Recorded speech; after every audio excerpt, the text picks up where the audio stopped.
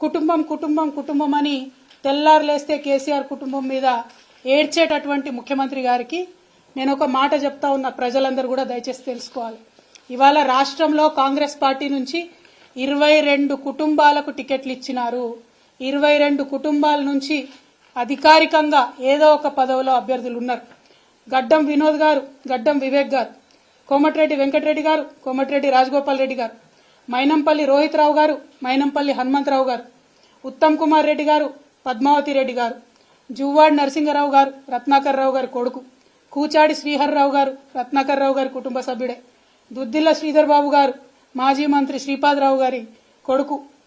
ఒడితెల ప్రణవ్ గారు, తాత మాజీ ఎంపీ సింగాపురం రాజేశ్వరరావు గారు,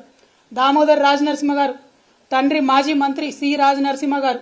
అట్లానే చెరుకు శ్రీనివాసరెడ్డి గారు, ముత్యం రెడ్డి గారు కుమారుడు పి విజయారెడ్డి గారు,